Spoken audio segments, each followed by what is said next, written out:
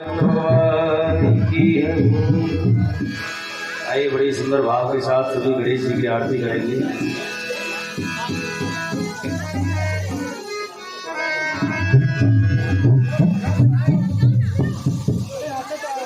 बोली हनुमान जी महाराज की, बोली रामचंद्र भगवान की जय। जय श्री राधे, जय जय श्री राधे।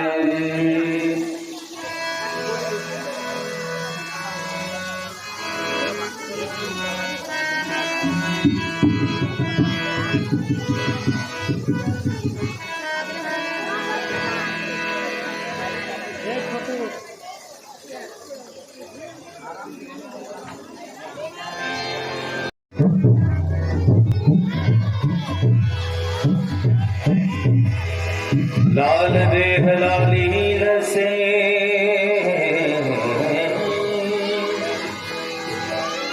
और धर लाल गोर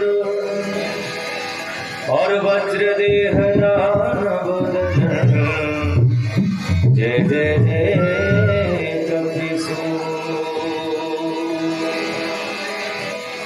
प्रथम गुरु जी को वंदना और द्वितीय घड़ी तृतीय मना उमा शारदा मेरे कंठ करो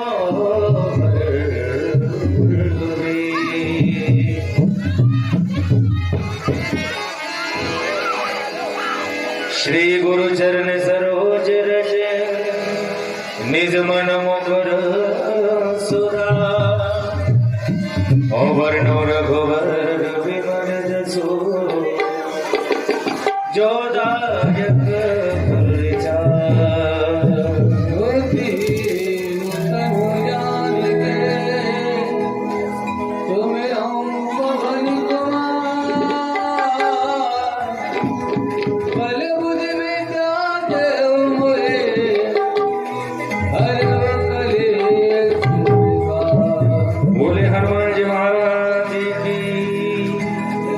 बोली रामचंद्र भगवान की जय। जय श्री राधे।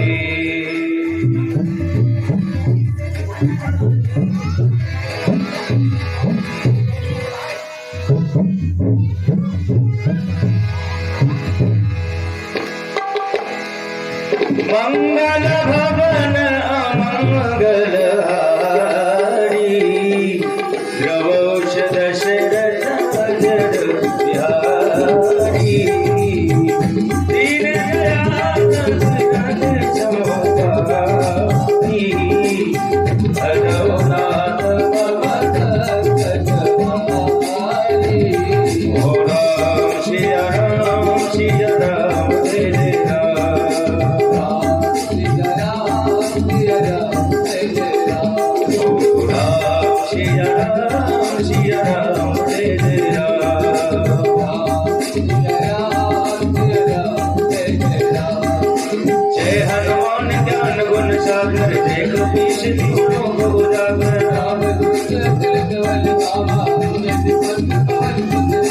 महावीर विक्रम बजरंगी कुमति निवार सुमति शंगी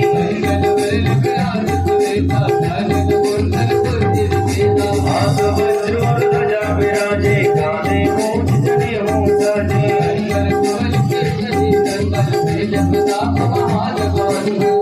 विद्यावान गुणी राम पाद को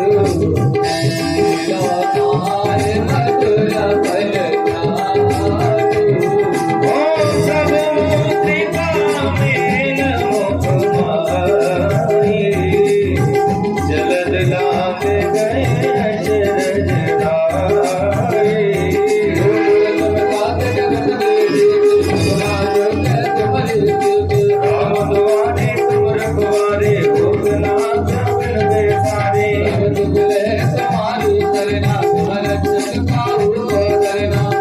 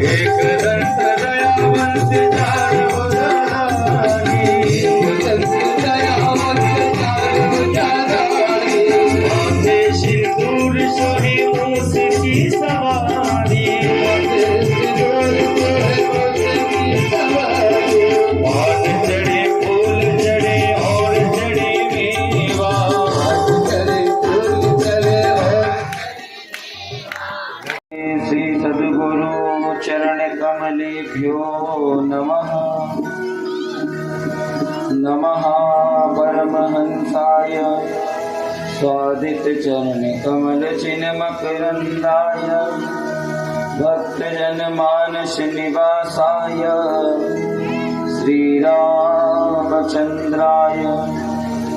वागीशायस्य वदने लक्ष्मीर्य सचवक्षसि यस्यास्ते हृदये संविद तां नरसिंहमहं भजे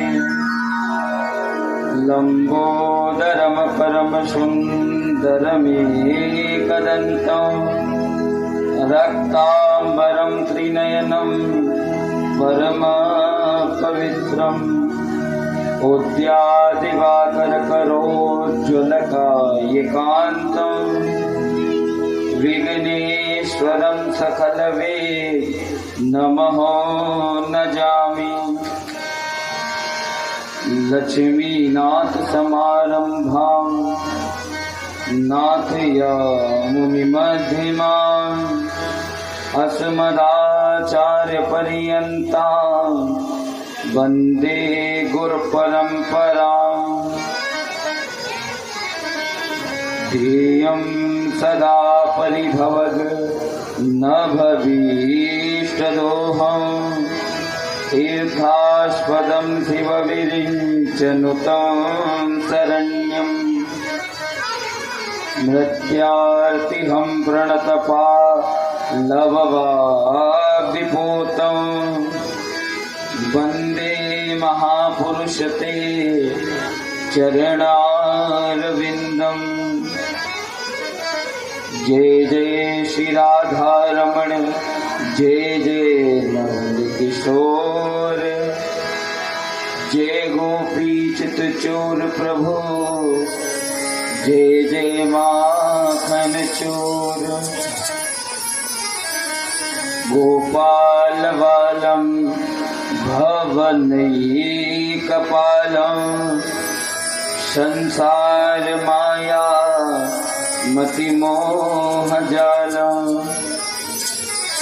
यशो विशालं शिशुपालकालं बालं मुकुन्दं मनसा स्मरामि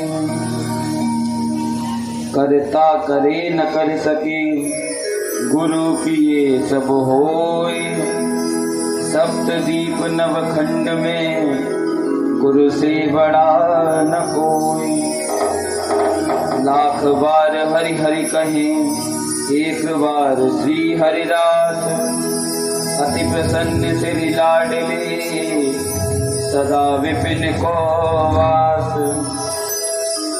श्री राधे मेरी स्वामिनी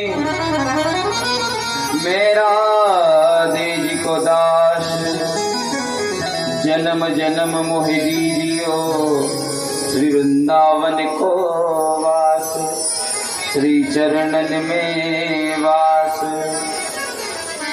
बोले वृंदावन बिहारी लाल की श्री राधा रानी सरकार की गणेश जी महाराज की शंकर भगवान की गौ माता की सत्य सनातन धर्म की भारत माता की जय जय श्री राधे जय जय श्री राधे जय जय श्री राधे।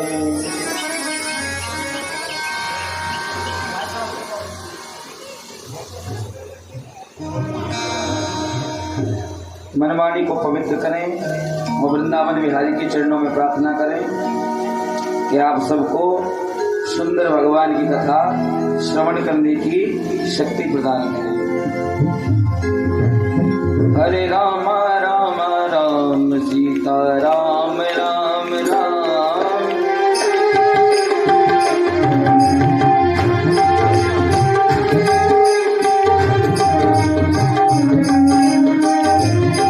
हरे राम राम राम सीता राम राम राम हरे राम राम सीता राम राम राम हरे राम राम राम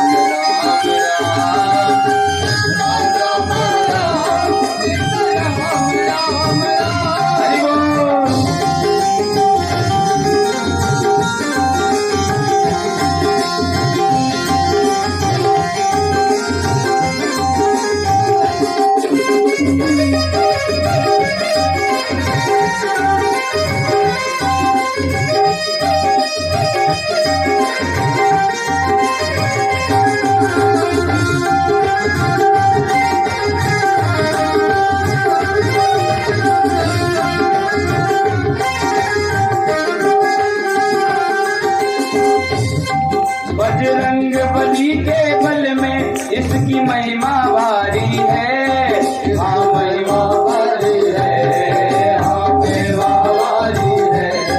बजरंग बली के बल में इसकी महिमा भारी है। हाँ महिमा भारी है, हाँ महिमा भारी है। ध्रुव और विभीषण को ये बूटी प्यारी है, ये बूटी प्यारी है, ये बूटी प्यारी है, ये बूटी प्यारी है। प्रहलाद ऋषि को जब से प्रहलाद ऋषि को विश्वासर आठों याम हरे राम राम राम सीता राम राम राम हरे राम राम राम सीता राम राम राम हरे राम राम राम सीता राम राम राम हरे राम राम राम सीता राम राम राम हरे राम राम राम सीता राम राम राम हरे राम राम राम सीता राम राम राम। जय हो।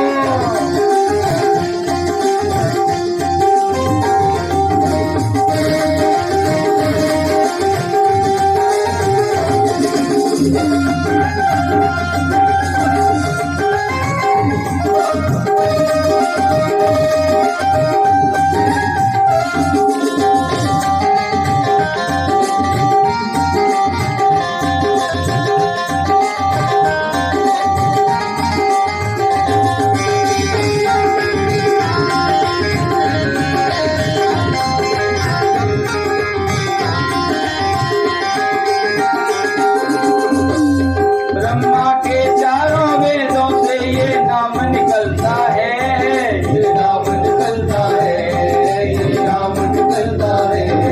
ब्रह्मा के चारों वेदों से ये नाम निकलता है, ये नाम निकलता है, ये नाम निकलता है। शिव जी के मानस मंदिर में दीपक सा जलता है, दीपक सा जलता है, दीपक सा जलता है। नारद जी की वीणा पर, नारद जी की वीणा पर बजता ये सुंदर नाम हरे राम राम राम सीता राम राम राम हरे राम राम राम सीता राम राम राम हरे राम राम राम सीता राम राम राम हरे राम राम राम सीता राम राम राम हरे राम राम राम सीता राम राम राम हरे राम राम राम सीता राम राम राम हरे राम राम राम सीता राम राम राम हरे राम राम राम सीता राम राम राम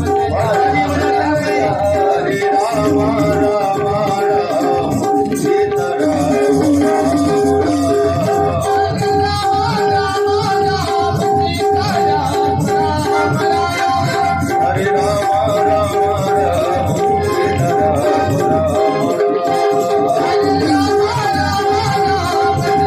सीता राम हरे राम राम राम सीता राम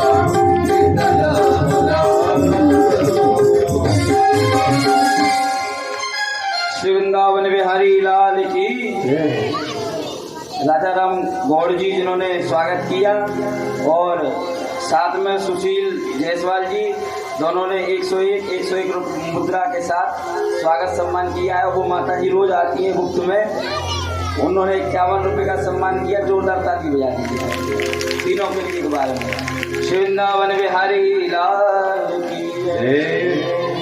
परम मंगल में परात्पर अकारण करना वाले वक्त वांछा कल्पतरु तड़ित दिल पीताम्बर धारी बालकृष्ण लाल की, वृंदावन बिहारी लाल की, वांगमय प्रतिमूर्ति, सप्तमय प्रतिमूर्ति, वाणीमय प्रतिमूर्ति, संसार भवसागर से पार लगाने वाली एकमात्र साधन श्रीमद् भागवत महापुराण।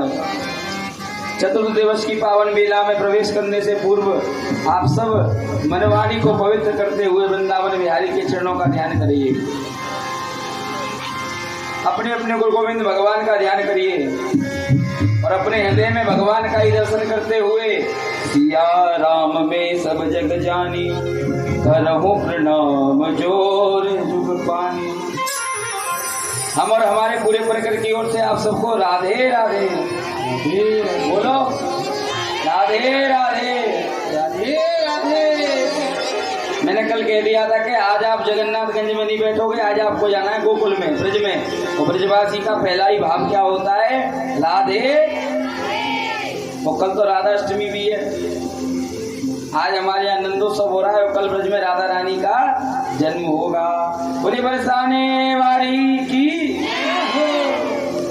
तो सुबह की कथा में हम आप श्रवण कर रहे थे किस प्रकार मनु शतरूपा ने अपनी प्रथम पुत्री का विवाह कर्दम जी के साथ कर दिया। मनोस्तु शतरूपाया तिष्ठ कन्या निजिज्ञरे, आकूति देवहूतिश्चा प्रतूति या विश्रुता। तीन कन्याएं, तीनों में सबसे बड़ी है देवहूति मैया।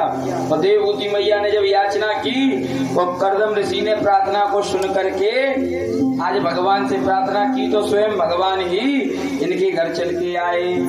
एको मये भगवान विदुत प्रदान, सचित्वया प्रजया कथा न युक्ता, आतत्न भूता मनसे सुधूरा, भूतम प्रसीदम मनवे विशामी।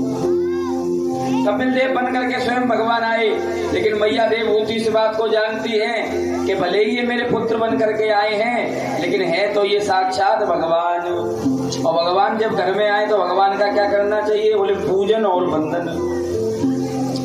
तो देवहूति मैया ने एक चौकी लगाई और चौकी पे कपड़ा बिछा के अपने लाला को, कपिल देव को बिठाया और कपिल देव का तिलक करके माला लगाकर, माला पहनाकर आज पूजन किया। और पूजन करने के बाद आज मैया ने भगवान कह करके अपने पुत्र को संबोधन किया। पुरा विष्णाशया सत्रे समस्ते परमाश्रया, ततमरणादु शर्वाणम सुनामनयो तुषादना। मैया ने बिठाल दिया, बिठाल करके लाला से आज सत्संग करना प्रारंभ किया। और सत्संग में मैया आज कपिल देव भगवान से प्रार्थना कर रही है, याचना कर रही है, हे पुत्र तुम मेरे मन की पीड़ा को मिटाओ। आज इस बात को सुन करके कपिल देव भगवान कहने लगे, मैया तुम्हें क्या पूछना है? मैया बोली, मुझे ये पूछना है कि प्रभु को पाने के लिए सबसे पहले क्या करना चाहिए? क्योंकि जब भी हम भगवान को पाने के लिए जाते हैं तो कहीं ना कहीं हमारा मन इधर उधर भटक जाता है। इसलिए मुझे ये बताओ कि मन को वश में कैसे करें? मन को वश में करने के क्या उपाय हैं? उन उपायों के बारे में मुझे समझा दो। प्रत्येक व्यक्ति मन लगा करके कहीं बैठ नहीं पाता। कई बार तो ऐसा होता है बैठते मंदिर में है, कथा में है, लेकिन मन जब तक आपके सेमरी चौराहे के 4 चक्कर लगाया होता है ना, कि बैठते कहीं है लेकिन मन कहीं होता है। काम दुनिया के करो लेकिन मन को भगवान के चरणों में लगाओ। कर से कर्म करो विधिनाना, पर मन राखो जहाँ कृपा निधाना। जहाँ कृपा निध भगवान ठाकुर जी बैठे हुए हैं वहां पर आप अपने मन को लगाइए। दुनिया के काम करने में कोई बुराई नहीं है, खूब करो, लेकिन यदि ये मन चाह लेता है तो व्यक्ति को न जाने कैसी कैसी चाह में फंसा देता है। चाह आने से पैसे पे आती गई, चाह पैसे से रुपया बनाती गई, चाह रुपया से नोट चिनाती गई, चाह नोट से कोठी बनाती गई, चाह कोठी में मोटर मंगाती गई, चाह मोटर से होटल में जाती गई और चाह होटल में बोतल खुलाती गई। चाह पाली जिन्होंने वो पीले हुए, चाह छोड़ी जिन्होंने रसीले हुए। चाह जी से लगी जी जरा हो गया, चाह हरि से लगी जी हरा हो गया, अब कोई चाह हमको ना चाहिए, ठाकुर जी चाहे तो क्या चाहिए। मन में जो चाह लग जाती है, जो चस्का चढ़ जाता है, पहले चलता था आना, लोगों ने देखा भैया आने से बड़ा है पैसा, तो लोग पैसे की ओर दौड़ने लगे। लेकिन पैसा आने के बाद भी व्यक्ति की चाह खत्म नहीं होती। पैसा आया तो सोचा भैया पैसे से भी बड़ा है रुपया, तो लोग रुपये की ओर दौड़े। ये चाह है ना, इधर उधर जाती रहती है। और चाह कहाँ पहुंची? बोले रुपये पे। अब रुपये आ गए तब भी मन नहीं भरा, बोले हम पे तो रुपये हैं, दूसरे के पास तो 500-500 के नोट है। तो वो चाह रुपये से नोट तक पहुंच गई। लेकिन नोट मिलने के बाद फिर मन में एक और इच्छा आई, ये सबकी तो बढ़िया कोठी बन रही है, हमारे पास एक घर भी नहीं है। तो चाह नोटों से कोठी बनाती गई। जब नोट आएंगे तो कोठी बनेगी। लेकिन कोठी बनने पर भी व्यक्ति को संकोच नहीं हुआ, तब भी उसकी चाह काय पे पहुंची? बोले सामने के दरवाजे पर अल्टो खड़ी है, फॉर्च्यूनर खड़ी है, तो एक स्विफ्ट तो हम भी ले सकते हैं। होता है कि नहीं? ये चाह पहुंच जाती है ऊपर तक। अब जब वो चाह पहुंची गाड़ी पर, तो गाड़ी पर भी वो चाह रुकी नहीं, क्योंकि गाड़ी खड़ी तो ली पर खड़ी नहीं रहेगी, साथ चलानी तो पड़ेगी। अब सोचा कहाँ जाएं? बोले कहीं नहीं जाना तो चलो होटल। चाह मोटर से होटल ले जाती रही। वो होटल में गए, होटल में घुसोगे तो बैठने के लिए टेबल मिलेगा, और जब टेबल पे बैठा होगा व्यक्ति, इधर उधर नजरें जाएंगी तो देखेगा कि सामने वाले के पास तो बोतल रखी है और हमारी टेबल बिल्कुल खाली है। तो चाह होटल में बोतल खुलाती गई। यहीं पर समझना है, चाह पाली जिन्होंने वो पीले हुए जो उस बोतल की ओर चले जाते हैं, चाह पाली जो इस चाह में लग जाते हैं वो तो पीले हो जाते हैं। लेकिन कई लोग चाह छोड़ी जिन्होंने रसीले हुए, कहते हैं भैया बस हो गया, अब तो भगवान का भजन करो। चाह जी से लगी जी जरा हो गया। कई लोग अपने जी से चाह लगा लेते हैं, उनका जी जल जाता है। और चाह हरि से लगी जी हरा हो गया। लेकिन रसिकों को अब कोई चाह हमको नहीं चाहिए, ठाकुर जी चाहे तो क्या चाहिए। इसलिए याद रखिए, ये मन इधर उधर भटकेगा। मंदिर में आते हैं पूजा करने के लिए, लेकिन मंदिर में कम ध्यान रहता है, बाहर रखी चप्पलों पे, अपनी गाड़ियों पे ध्यान ज्यादा रहता है। हाथ जोड़ के बोलेंगे तो सब भाव से, त्वमेव माता च पिता, बोलो त्वमेव माता च पिता त्वमेव बंधु सचका त्वमेव। एक लाइन पूरी हो जाएगी। आंख खोलेगा, आंख खोल के भगवान को देखेगा, पहले अपनी चप्पलों को देखेगा। तो माने चप्पल पिता है, चप्पल माता है, भगवान से कोई। ये कारण क्या है कि आप लोगों ने अपने मन में अपनी माया को ऐसा रमा लिया है। और माया याद रखिए, जब बांध लेती है, कस लेती है, तो ऐसा कस लेती है कि फिर छोड़ने का नाम नहीं लेती है। इसीलिए सुखदेव जी ने कह दिया राजा परीक्षित से कि तुम माया के बंधन में मत बंधना। और सुखदेव जी तो जन्म ही नहीं लिया था। जब तक भगवान ने आकर नहीं कहा कि माया नहीं घेरेगी, तब तक जन्म लेके नहीं आएगी। और मन को यदि आपको वश में करना है मैया, तो मन को वश में करने के लिए सबसे पहले आपको अपनी इंद्रियों को अपने वश में करना पड़ेगा। देखना इंद्रियों के न घोड़े बगेंगे, इन पे हरदम जो संयम के कोड़े पड़ेंगे। अपने रथ को सुमारग लगाते चलो, कृष्ण गोविंद गोपाल गाते चलो। 5 कर्मेंद्रिय, 5 ज्ञानेंद्रिय। पहले दिन की कथा में मैंने आपको बताया था 5 ज्ञानेंद्रिय। बताओ कौन कौन सी हैं?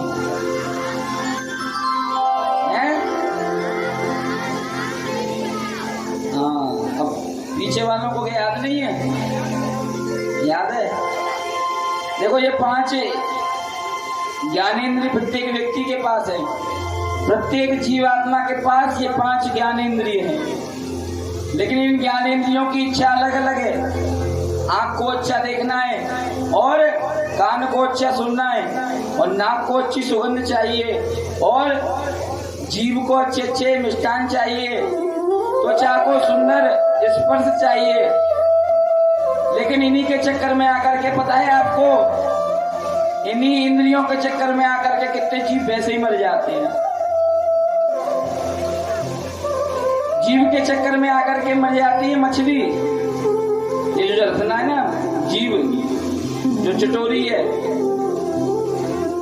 आपने देखा होगा कई बार, या डिस्कवरी पे चला करके देख लेना, मछली पकड़ने वाले लोग विदेशों में कांटे में खाने की वस्तु लगा देते हैं और उसे नदी में फेंक देते हैं। मछली जैसे ही देखती है मेरे लिए खाना आया, तो वो रसना जोर जोर से चिल्लाती है, चल चल, ये जो जीव है। और उसके चक्कर में बेचारी मछली जाती है और जाकर के उस भोजन को खाने की प्रयास में जैसे ही वो खाती है, ऐसे ही वो उस कांटे को, जैसे ही वो आंकड़ा है उसको मछली पकड़ने वाला खींचता है, उसी समय मछली का प्राणांत हो जाता है। तो जीव के चक्कर में आकर के मर जाती है मछली। और कान के चक्कर में आकर के मरता है हिरण। मैंने बताया था पहले दिन, हिरण पकड़ने वाला शिकारी बांसुरी बजाता है और उस मधुर संगीत को सुन करके हिरण दौड़ता हुआ आता है और शिकारी उसको मारकर उसके, क्योंकि हिरण की खाल बिकती है, शिकारी ये कार्य करता है। तो जीव के चक्कर में मछली और कान के चक्कर में हिरण और नाक के चक्कर में आकर के मरता है भंवरा। सुंदर पुष्पों की सुगंध लेने के लिए जाता है भंवरा, लेकिन कई जगह ऐसे वृक्ष होते हैं जहाँ पर कांटे लगे हुए होते हैं और उन कांटों में फंस करके भंवरे का प्राणांत हो जाता है। ऐसे ही नेत्रों के चक्कर में आकर के मर जाती है तितली। तितली कई बार जलती हुई अग्नि को देखकर सोचती है कि ये बड़ी सुंदर वस्तु है, क्योंकि कभी उसने स्पर्श नहीं किया, लेकिन उसके नेत्र उसे धोखा दे देते हैं। जलती हुई अग्नि की तरफ तितली जाती है और अज्ञानवश जलकर वहीं मर जाती है। और पांचवी इंद्री त्वचा, त्वचा के चक्कर में मरता है हाथी। हाथी को पकड़ने का बल किसी में नहीं है, लेकिन जो हाथी का शिकार करने वाले शिकारी हैं, वो हाथी को पकड़ने के लिए एक लकड़ी की हाथनी बनाते हैं और गड्ढा खोद कर उसमें उस लकड़ी की हथनी को गाड़ देते हैं। हाथी सोचता है आलिंगन मिलेगा, लेकिन जैसे ही जाता है गड्ढे में गिर जाता है और फिर उसको मार करके उसके दांतों का जो भी शिकारी करते हैं। माने एक एक इंद्री के चक्कर में एक एक जीव आत्मा की मृत्यु हो जाती है। वो पांचों की पांचों आपके पास भी है। वो पांचों इंद्रियां चाहे आपको जैसे नचा देती हैं। अभी अगर आपके मन में भाव आ जाए, अभी अगर आपकी जीभ में आ गया कि हमें तो लड्डू खाना है, फिर कथा कैसी भी हो छोड़ के तुम लड्डू खाने लगोगे। आज के समय पे 60-70 किलो का आदमी ताकतवर नहीं है, उसकी इंद्री ताकतवर है। क्यों? क्योंकि तुमने अपनी इंद्रियों को इतना ताकतवर बना दिया है। लेकिन इंद्रियों को ताकतवर नहीं बनाना, इंद्रियों पे तो कह दिया कि इन पर हरदम जो संयम के कोड़े पड़ेंगे। संयम कैसा? बोले अपने रथ को सुमार्ग लगाते चलो, कृष्ण गोविंद गोपाल लगाते चलो। एक बार एक व्यक्ति एक बगीचे के बाहर खड़ा हुआ था और आज उसकी आंखों ने बगीचे की ओर देखा तो क्या देखता है कि पेड़ पर एक बढ़िया आम लगा हुआ है। आम को देखकर बड़ा गदगद हो गया। अच्छा, आम को किसने देखा? किसने? हैं? व्यक्ति ने नहीं देखा, आंख ने देखा। देखने का काम कौन करती है? आंख। लेकिन आंख में इतनी हिम्मत नहीं है कि बस देख सकती है और कुछ नहीं कर सकती। आंख ने देखा, लेकिन देख करके अब उसके मन में भाव कि मुझे ये आम चाहिए। अब आम चाहिए तो आंख में तो हिम्मत नहीं है। अब आंख ने तुरंत दे दिया पैरों को आदेश के चलो। अब पैर चलने लगे। अब पैर चलते चलते पहुंच गए बगीचे के अंदर। अब बगीचे के अंदर पहुंच तो गए पैर, लेकिन पैरों में इतनी हिम्मत नहीं है कि आम को ले लें। माने जिसने देखा वो गया नहीं, और जो गया उसने छुआ नहीं। अब छूने की बारी किसकी है? हाथ की। हाथ ने आज जैसे ही उस आम को तोड़ा और तोड़ करके बड़ा प्रसन्न हुआ। अच्छा, बड़ी विलक्षण बात है इसमें, देखने वाला गया नहीं, जाने वाले ने छुआ नहीं, और छूने वाले ने रखा नहीं। तोड़ दिया उसने, तोड़ के सीधे कहां पर? जीव पे रख दिया। जीव ने जैसे ही आज चखा, गदगद हो गई। लेकिन जीव ने केवल चखा, जीव ने भी अपने पास नहीं रखा। जीव ने काम पेट में अंदर भेज दिया। अच्छा, एक बात बताओ, जो देख रहा है वो पहुंचा नहीं, और जो पहुंचा उसे मिला नहीं, और जिसे मिला उसने रखा नहीं, और जिसको मिला वो भी नहीं रख पाया। लेकिन जैसे ही उस माली को पता चला कि मेरे बगीचे में कोई आया है, तो वो बगीचा का माली दौड़ता हुआ आया और आकर के आज एक पीठ पे डंडा जोर से मारा। अब पीठ की बेचारे की क्या गलती? देखा किसी ने, गया कोई, तोड़ा किसी ने, चखा किसी ने, और गया कहीं। पीठ बेचारी वैसे ही टूट गई। संत कहते हैं कि इस कहानी का अर्थ क्या है? बोले अर्थ इतना है कि देखो भैया, जाने वाले को मिलता नहीं है, रखने वाला रख पाता नहीं है, और पीठ फालतू में पिटती है। लेकिन याद रखो, जब पीड़ा आएगी, पीठ पे जब डंडे पड़ेंगे ना, तो आंसू आंख से निकलेंगे। कहां से निकलेंगे आंसू? तो जहां से प्रारंभ है वहीं से अंत है। तूने जो कमाया दूसरा ही खाएगा, खाली हाथ आया है खाली हाथ जाएगा। इसलिए मन के चक्कर में मत पड़ो। ये मन तो तुम्हें पता नहीं, यही बैठे बैठे अमेरिका घुमा लाएगा। लेकिन जो वास्तविक सत्य है उसको पहचानो कि भगवान के भजन से बड़ा कोई नहीं है। और सावन से मिलने का सत्संग बहाना है, सावन से मिलने का सत्संग बहाना है, सावन से मिलने का सत्संग बहाना है, और सावन से मिलने का सत्संग बहाना।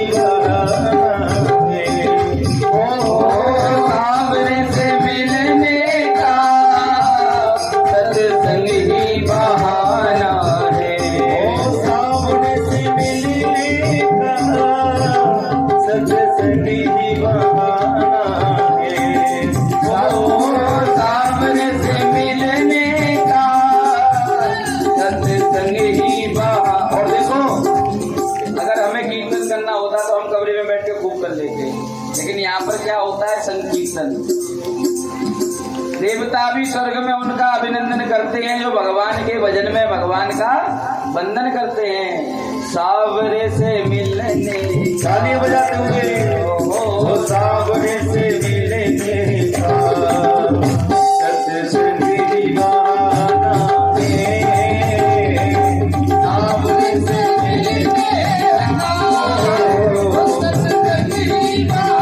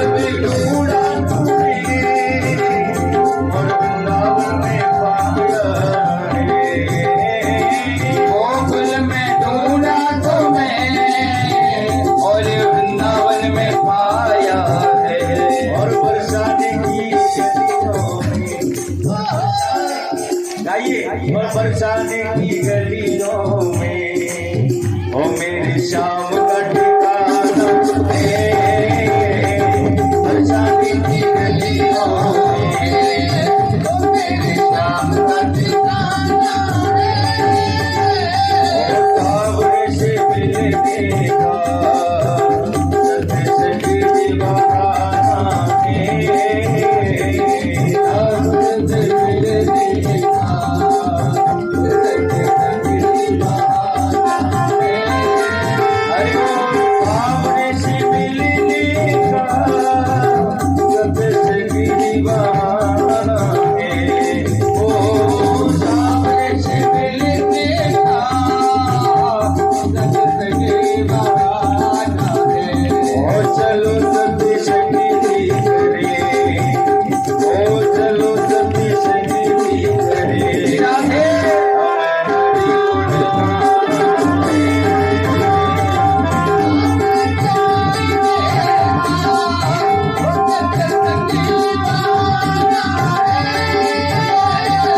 सावरे से मिले देखा सत्संगी दीवाना है,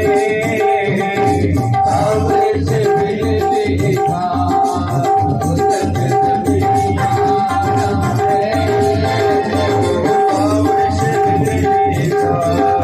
सत्संगी दीवाना है, सावरे से मिले देखा सत्संगी दीवाना।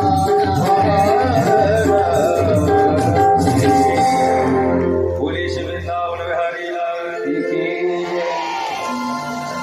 तो कपिल देव भगवान मैया से कहते हैं, मैया यदि आपको मन में वश में करना है मन को, तो पहले अपनी इंद्रियों को अपने वश में करो। सर्वप्रथम अपनी इंद्रियों में भगवान को बिठा दो। यदि तुम्हारी आंख कुछ देखना चाहती है तो भगवान का दर्शन करो, कान सुनना चाहते हैं तो भगवान के सत्संग को सुनो। जहाँ सत्पुरुषों का संग होता है वही सत्संग है। प्रत्येक इंद्रिय को आप भगवान की सेवा में लगा दीजिए, और जिस दिन आपकी इंद्रियां भगवान की सेवा में लग जाएंगी, मन अपने आप ही मनन में और नमन में लग जाएगा। और मनन नमन होगा तो फिर महाराज आपको दुनिया से, माया से छुटकारा मिल जाएगा, और माया फिर आपको घेर नहीं पाएगी। दीन कहे धनवान सुखी, धनवान कहे सुख राजा को भारी, राजा कहे महाराज सुखी, महाराज कहे सुख इंद्र को भारी, इंद्र कहे सुख चतुरायन को, चतुरायन कहे सुख ब्रह्मा को भारी। और तुलसीदास विचार कहे हरि भजन बिना सब जीव दुखारी। बिना परमात्मा के भजन के प्रत्येक जीवात्मा दुखी है। मैया सुंदर ज्ञान उपदेश सुन रही है। बोले आज तुमने मेरे मन की इस इच्छा को मिटा दिया। मैं जानना चाहती थी परमात्मा कैसे मिलेंगे, और सत्संग संत के पास जा करके मिलेगा। लेकिन संत के भी लक्षण हैं, इसीलिए गोस्वामी जी लिख कर गए, क्योंकि संत और साधु दोनों में अंतर है।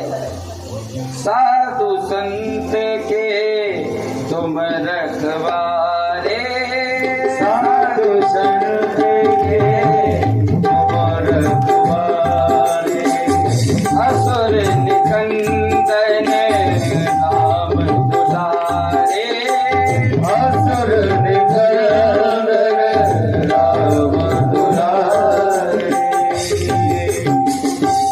गोस्वामी जी चाहते तो लिख देते कि संतन के तुम रखवारे, या ये भी लिख सकते थे कि साधुन के तुम रखवारे। साधु संत दोनों का नाम क्यों लिया चौपाई में? क्योंकि पता है कि साधु और संत दोनों अलग अलग हैं। संत कौन है? बोले संत वो हैं जिनके पीछे भगवान भागते हैं। जैसे तुकाराम जी हुए, नामदेव जी महाराज हुए, जिन्होंने भगवान की ऐसी भक्ति की, ऐसे संत बने कि हर जगह उन्हें अपने परमात्मा का ही दर्शन होता था। महाराष्ट्र के संत हुए तुकाराम जी महाराज, झोपड़ी में बैठ करके रोटी बना रहे थे, और जो रोटी बनाने लगे इतने में काला सा कुत्ता आया और सारी रोटियों को अपने मुंह में भर के ले गया। इधर घी के डिब्बे को लेके पीछे पीछे भागे। गांव वाले बोले बाबा पागल हो गए हो क्या? बोले क्यों? बोले रोटी तो ले गया और बना लो। तो आज बाबा कहते हैं भैया मैं रोटी के लिए नहीं मांग रहा, मैं तो ये देख रहा हूं कि मेरे पंडरीनाथ भगवान आज मेरे यहाँ भोजन करने आए और मैं उन्हें घी लगा करके रोटी नहीं खिला पा रहा, इसीलिए मैं घी लेके पीछे भाग रहा हूँ। आगे जाकर के उस कुत्ते में पंडरीनाथ भगवान प्रकट हो गए। तो जो संत है वो कैसा है, बोले संत का लक्षण क्या है? वृक्ष न कबो फल बके और नदी न संचय नीर और परमार्थ के स्वार्थ पे साधु धरो शरीर। जो कभी अपने बारे में ना सोचकर परमात्मा के भजन में लगा रहे वे साधु, और परमात्मा जिसके पीछे भागे वो संत। वो गिरधर नागर कहती मीरा सूर को श्यामल भाया और तुकाराम और नामदेव ने विठ्ठल विठ्ठल गाया। श्री राधे गोविंदा मन बजले हरि को प्यारो। तो संत कौन है? जैसे मीरा, तुकाराम, नामदेव ये संत हैं। और जो जगह जगह गांव-गांव, नगर-नगर फिरते हैं वो कौन है? बोले वो साधु हैं, जिन्हें किसी से कोई मतलब नहीं है, जो हर घर घूमे और मांगे और क्या कहते हैं, ये चाहे विधि राखे राम चाहे विधि रहिए और सीताराम सीताराम सीताराम चाहे विधि राखे। बोलने को दी जुबान, मुंह से कुछ बोलते क्यों नहीं? जगन्नाथगंज वालों, बोलने को दी जुबान, मुंह से कुछ क्यों नहीं बोलते? और प्रभु का नाम मिश्री सा है, मुख में क्यों नहीं बोलते? आज का बोलना तुम्हें उस दिन याद आएगा, तुम बोलना तो चाहोगे लेकिन बोल नहीं पाओगे। संत भगवान की ऐसी भक्ति करते हैं कि भगवान उनके पीछे भागते हैं, और साधु स्वयं भगवान के पीछे भागते हैं। इसलिए दोनों में अंतर है, साधु संत के तुम रखवारे। तो आज कपिल देव भगवान कहते हैं भैया यदि संत की शरणागति मिल जाए तो समझ लो परमात्मा अवश्य मिल जाएंगे। वो स्वामी जी सुंदरकांड में भी लिख गए, अब मोह भाव भरोसा हनुमंता बिन हरि कृपा मिले नहीं संत। संत की प्राप्ति भी हरि की कृपा के बिना नहीं हो सकती। मैया ने जो भाव सुना, मैया की भक्ति दसम स्थान पर पहुंच गई, और जब दसम स्थान पर भक्ति पहुंचती है तो शरीर जल में बदल जाता है।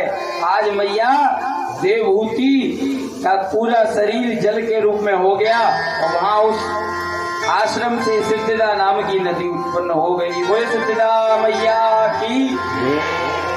कपिल देव भगवान ने उस जल का आचमन किया और आचमन करके सीधे गए हैं और जाकर के आज गंगा सागर में विराजमान हो गए।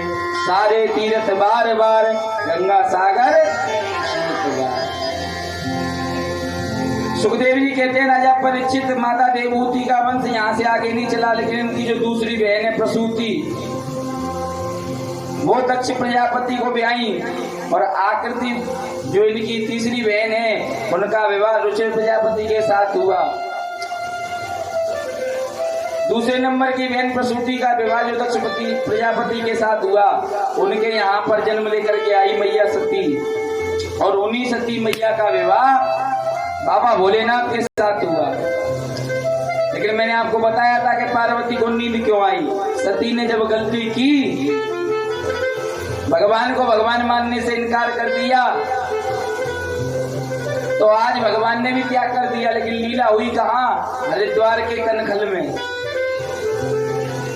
एक स्थान पर भोले बाबा बैठे हुए थे, ब्रह्मा जी बैठे थे, विष्णु भगवान बैठे थे, लेकिन दक्ष प्रजापति जैसे ही पहुंचा सभी देवताओं ने खड़े होकर उसको प्रणाम किया, लेकिन भोले बाबा नहीं खड़े हुए, इसलिए भोले बाबा को भला बुरा कह दिया। कह रहा है कि ब्रह्मा ने जन्म दिया है और परम पिता विष्णु भगवान पालनहार हैं, लेकिन ये जोगी जिसके ना माँ का पता ना पिता का पता, ये मुझे प्रणाम करने के लिए खड़ा तक नहीं हुआ। ना जाने कितनी बात भगवान भोलेनाथ को कही, लेकिन भोले बाबा का नाम है भोले, तो भोले बाबा बिल्कुल भी उस बात पर क्रोधित नहीं हुए। लेकिन दक्ष प्रजापति ने आज एक ऐलान कर दिया कि आज के बाद कोई भी शिव को अपने यज्ञ में भाग नहीं देगा। किसी में इतना सामर्थ्य नहीं था जो भोले बाबा से शत्रुता करे, तो सोचा क्यों ना पहले मैं ही ये काम कर लूं।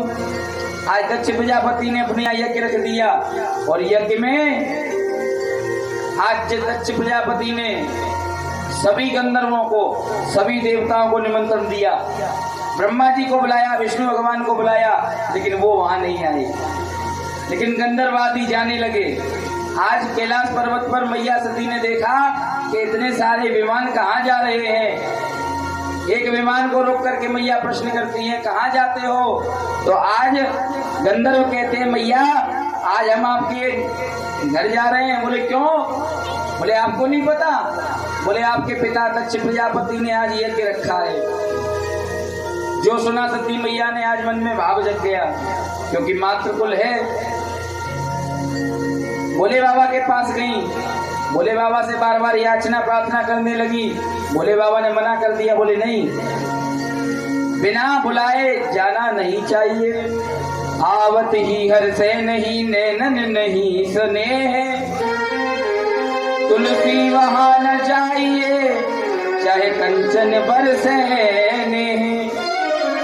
जहाँ पर सम्मान आदर ना हो, चाहे कितने भी सोने हीरे जवाहरात ही क्यों ना मिल रहे हो, ऐसी जगह पे कतई नहीं जाना चाहिए।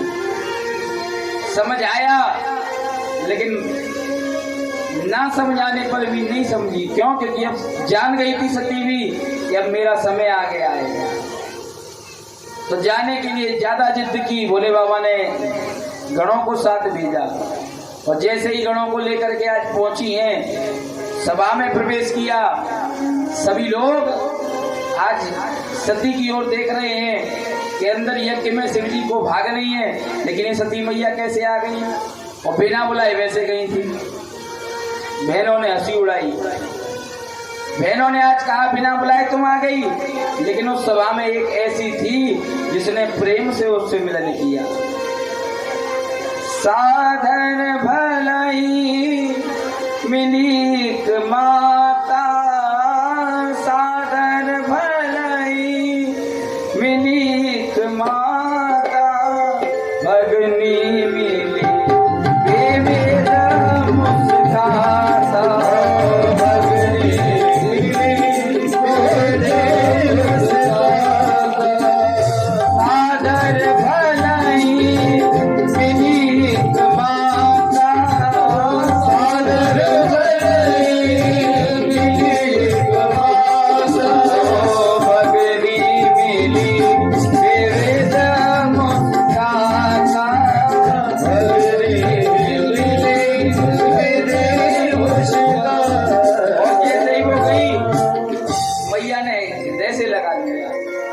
माँ ने बड़ा प्रेम लाड दिखाया। याद रखो, एक माँ की एक पुत्री बड़े घर में चली जाती है, एक छोटे घर में, लेकिन माँ को ये भाव नहीं रहता कि वो बड़े घर में ये छोटे घर में। माता पिता के लिए तो बच्चे सदैव सब एक समान रहते हैं। आज मैया ने बड़े भाव से मिली।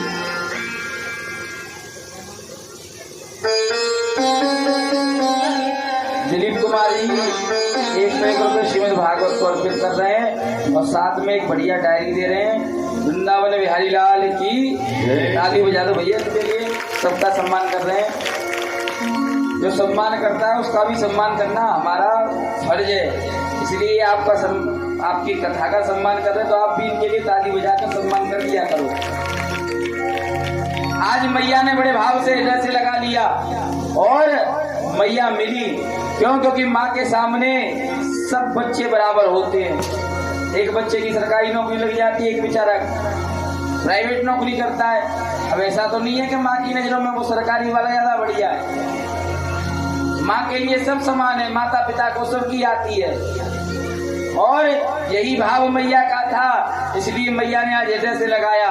लेकिन जैसे ही पहुंची अंदर जाकर क्या देखा कि यज्ञ में शंकर जी का कोई भाग नहीं है। अब तो आवेश में आ गई और कहने लगी, सुनहु सभासद सकल मुनिंदा, सुनहु सभासद सकल मुनिंदा, सुनहु सभासद सकल मुनिंदा,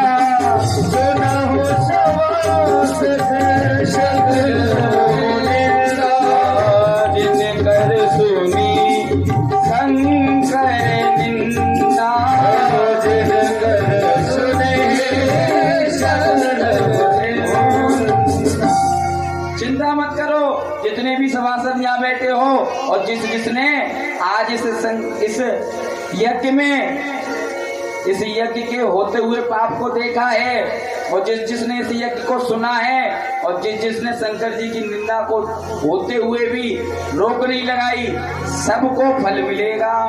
ऐसा कहते हुए आज उसी यज्ञ कुंड में, हरिद्वार को माया नगरी कहा जाता है, कनखल में, जहाँ दक्ष ने यज्ञ किया था, उसी यज्ञ कुंड में जाकर के मैया सती आज कूद गई और अपने शरीर को त्याग दिया। इधर यहाँ भोले बाबा के जितने भी गण गए थे, वे सभी गणों को आज क्रोध आया और उन गणों ने आज यज्ञ को विध्वंस करना प्रारंभ कर दिया। लेकिन इतने में अत्रि मुनि भृगु ऋषि ने जल का सिंचन करके भगवान भोलेनाथ के गणों को बांध कर डाल दिया। ये बात नारद जी ने जाकर के भोले बाबा को बताई। भोले बाबा क्रोध में तिलमिला उठे और जटा निकाल करके जमीन पर पटकी, वीरभद्र उत्पन्न हुआ। विशालकाय सेना लेकर आज जैसे ही पहुंचा है दक्ष के यहाँ, आज उनने यज्ञ को ऐसा विध्वंस किया। अब तो भैया जो सामने आता है, सबसे पहले प्रभु जी महाराज सामने आए। प्रभु जी महाराज की दाढ़ी ली और खींच करके यज्ञ में स्वाहा। अत्रि मुनि आगे आए, एक भूसा लगाया और सारे दांत लेकर के यज्ञ में स्वाहा। दक्ष चिल्लाता हुआ आया और जैसे ही दक्ष को देखा, आज वीरभद्र ने दक्ष के सिर को धड़ से अलग किया और यज्ञ में स्वाहा कर दिया। अब तो चारों ओर हाहाकार मच गई साहब।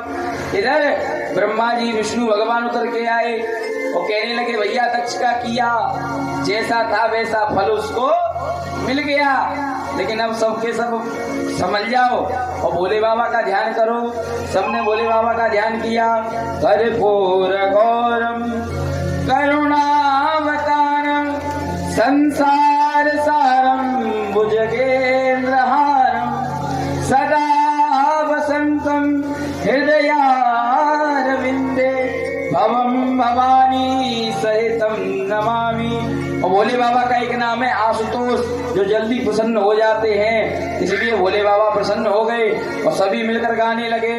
भोलेनाथ से निराला कोई और नहीं, भोलेनाथ से निराला कोई और नहीं, भोलेनाथ से निराला कोई और नहीं, भोलेनाथ से निराला कोई और नहीं, कोई और नहीं, कोई और नहीं, कोई और नहीं, कोई और नहीं, डमरू वाले से निराला कोई और नहीं, डमरू वाले से निराला कोई और नहीं। और जो शंकर भगवान को मानता है तो हाथ डालेगा, और जो नहीं मानता मत उठाओ। शंकर भगवान की जय हो।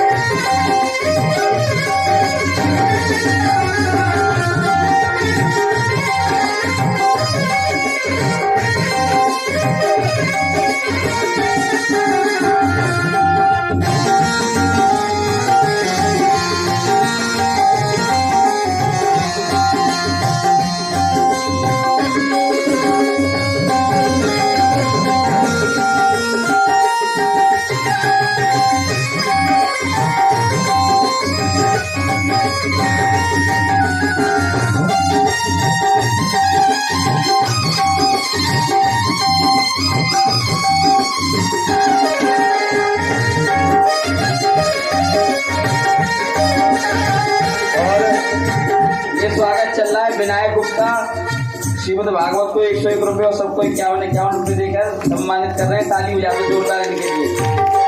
ओ शिव का डमरू डम डम बोले, अगम निगम के वेद ये खोले,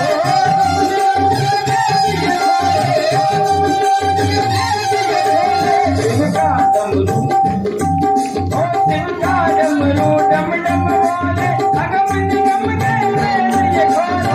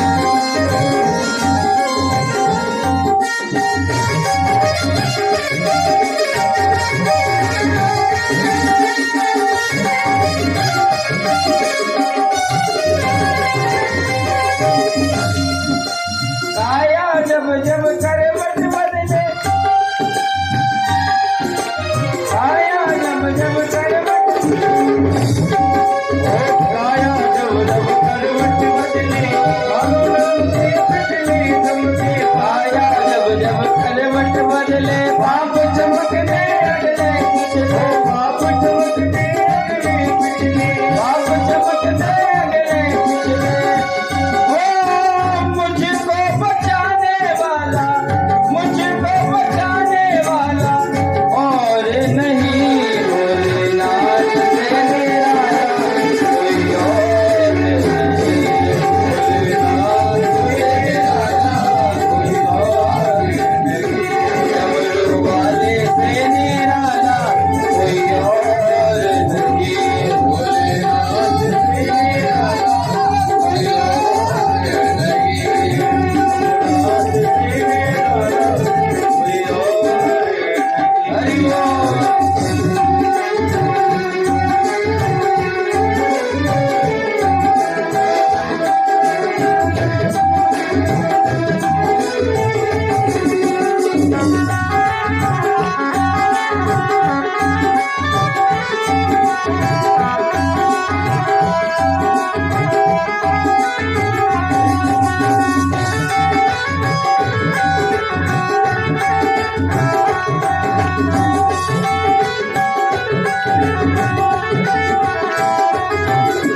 तुमने जग का कष्ट मिटाया मुझको भोले क्यों बिसराया मुझको भोले क्यों बिसराया मुझको भोले क्यों बिसराया तुमने जग का कष्ट मिटाया मुझको भोले क्यों बिसराया मुझको भोले क्यों बिसराया मुझको भोले क्यों बिसराया अब मुझको बचाने वाला और नहीं मुझको बचाने वाला और नहीं भोलेनाथ से निराला कोई और नहीं भोलेनाथ से निराला कोई और नहीं ओम नमः शिवाय ओम नमः शिवाय ओम नमः शिवाय ओम नमः शिवाय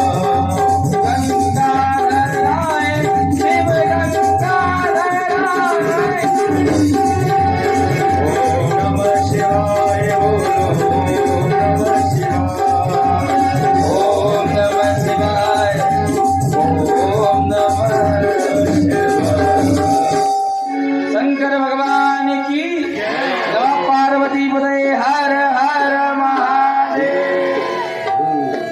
भोलेनाथ का ध्यान किया, भोलेनाथ प्रसन्न हो गए क्योंकि आशुतोष नाम है प्रकट हुए और प्रकट होकर के आज जो आए ब्रह्मा जी ने कहा प्रभु दक्ष ने जो किया सो किया लेकिन बिना पूर्ण आहुति के यज्ञ पूरा नहीं होता तो यज्ञ को अधूरा भी नहीं छोड़ा जा सकता। इसलिए विष्णु भगवान ने कह के चिंता मत करिए, दक्ष ने यज्ञ में आपको भाग नहीं दिया लेकिन यज्ञ में जो भी वस्तु बचेगी उस पर आपका और आपके अनुयायियों का पूरा अधिकार होगा। भोलेनाथ ने कहा चिंता मत करिए। तो बोले यज्ञ के लिए यज्ञपति को जिंदा करना पड़ेगा, बिना यज्ञपति के यज्ञ पूरा नहीं होगा। तो ज्यादा अहंकार करने वाले व्यक्ति थे दक्ष, इसलिए आज भोले बाबा ने ऐसी कृपा करी कि आज बकरे का सिर मंगा करके लगवा दिया। तो याद रखो जो ज्यादा मैं करते हैं,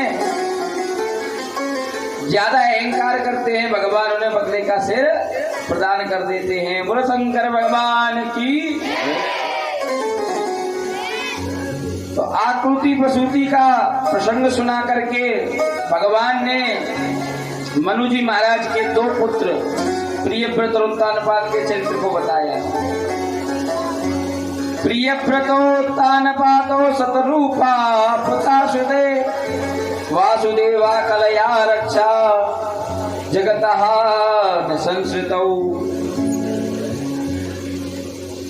प्रियव्रत और उत्तानपाद नाम के दो राजा हैं और दोनों ही मनु शतरूपा के पुत्र हैं। उत्तानपाद महाराज के जो पत्नी है उनका नाम है सुनीति। नाम क्या है? सुनीति। बोले जिसकी नीति सुंदर है वो है सुनीति। और सुंदर नीति का ज्ञान उपदेश राजा को देती है। राजा से कहती है कि देखो भगवान के भजन के बिना भले ही आप राजा हैं लेकिन यदि भगवान का भजन नहीं है तो आपका जीवन बेकार है। हाथनियो दंत बिन ज्ञान जैसे संत बिन, कामनियो कंत बिन लागत भी होनी है। मंदिर यो दीप बिन बाग जैसे तूप बिन, प्रजा एक भूप बिन लागे चार सूनी है। सूरमियो शस्त्र बिन काया जैसे वस्त्र बिन, माया एक पुत्र बिन लागे चार सूनी है। कंठ बिन नाग जैसे ज्ञान बिन वैराग जैसे, ऐसे राम नाम बिन यह देह लागे सुनी है। हाथनियो दंत बिन, जैसे हाथी के दांत ना हो तो हाथी की शोभा कम हो जाएगी। लोग हाथी को तो देखते हैं लेकिन ये भी कहते थे वो कितने बड़े बड़े दांत है। कामनियो कंत बिन, बिना श्रृंगार के कोई स्त्री आ जाए सामने, वो तो ब्यूटी पार्लर वालों का भला है, ब्यूटी पार्लर वालों का भला है। इतना पाउडर मेकअप। वृंदावन बिहारी लाल की। कामनियो कंत बिन, बिना श्रृंगार, क्योंकि श्रृंगार भी एक रस है लेकिन श्रृंगार को श्रृंगार की तरह करना चाहिए। आजकल तो श्रृंगार कम हो रहा है, दुनिया भर के तो मेकअप चल रहे हैं, HD VD पता नहीं क्या क्या महंगे। होना कुछ नहीं है, भले कितने भी मेकअप करा लो, सवेरे मुंह धोते ही सामने आईने में वही आएगा जो है कि नहीं भैया। आजकल तो, पहले तो महिला आती हैं, आजकल तो पुरुष करा रहे हैं दुनिया भर के मेकअप। पहले ब्यूटी पार्लर केवल महिलाओं के होते थे लेकिन आजकल तो पुरुषों के खुल गए। तो बिना श्रृंगार रस के कोई स्त्री सुंदर लग नहीं सकती, लागत विहूनी है। मंदिर यो दीप बिन, मंदिर भले ही कितना अच्छा हो, यदि उस मंदिर में दीपक नहीं जले तो उस मंदिर की कोई शोभा नहीं है। बाग जैसे तूप बिन, बाग में पेड़ पौधे ना हो तो बाग की शोभा हो सकती है? कभी नहीं हो सकती। सूरमी और शस्त्र बिन, योद्धा को आप युद्ध स्थल पे खड़ा कर दो और उसके हाथ में हथियार ना दो तो क्या होगा? मारा जाएगा, कोई शोभा नहीं होगी। ऐसे ही काया एक वस्त्र बिन लागे छार सूनी है, ऐसे ही ये काया बिना वस्त्र के सूनी लगती है। ऐसे ही माया एक पुत्र बिन लागे छार सूनी है। यदि पुत्र ना हो तो घर परिवार में आनंद नहीं आता। जो कहते महाराज बेटी बेटी है, बेटा नहीं। लेकिन आज का समय बहुत बढ़िया है, लोग समझ गए हैं बेटा बेटी सब समान हो गए। और कंठ में राग जैसे, बिना कंठ के राग भी बेकार हैं। ज्ञान बिन वैराग जैसे, बिना ज्ञान लिए वैराग लेना भी बेकार है। ऐसे ही राम नाम बिन यह देह लागे सुनी है। सुनीति मैया सुंदर ज्ञान उपदेश दे रही है, किनको? उत्तानपाद महाराज को। लेकिन इतना ज्ञान उपदेश भी किसी काम नहीं आया। बोले क्यों? क्योंकि जब व्यक्ति माया में रम जाता है तो माया का ही हो जाता है। दूसरा विवाह करके ले आए और सुरुचि का विवाह, जब पहली पत्नी का नाम सुनी थी, दूसरी का सुरुचि। सुरुचि का जब विवाह हुआ तो उसने एक शर्त रख दी कि मैं आपके महलों में तब जाऊंगी जब आप अपनी पहली पत्नी का परित्याग कर देंगे। सुनीति को आज उत्तानपाद महाराज ने नगर के बाहर एक झोपड़ी बना करके दे दी, कह दिया तुम वहां रहो। और सुरुचि महलों में रहने लगी। लेकिन सुनीति की नीति सुंदर है, इसलिए सुनीति भगवान का भजन करती है। सुनीति के यहाँ पर सुंदर बालक का जन्म हुआ, नाम पड़ा ध्रुव। ध्रुव जन्म लेकर के आए। इधर सुनीति ने देखा कि मेरे यहाँ तो पुत्र हो गया, लेकिन ताली बजा दो। 51 रुपए भागवत जी को सबको अर्पित कर रहे हैं। वृंदावन बिहारी लाल की। तो सुरुचि के कोई पुत्र नहीं है, इस बात का दुख लगा रहता है सुनीति को। तो सुनीति के यहाँ जब भी कोई संत मांगने आता है तो वो क्या कहती है? आशीर्वाद मुझे मत दो, आप महलों में जाओ और महलों में जाकर के सुरुचि को आशीर्वाद दो। बोले क्या आशीर्वाद दे? बोले मेरे यहाँ तो संतान है, उसके यहाँ कोई संतान नहीं है, संतान प्राप्ति का आशीर्वाद देकर आओ। संत दान लेते थे सुनीति से और आशीर्वाद देने जाते थे सुरुचि को।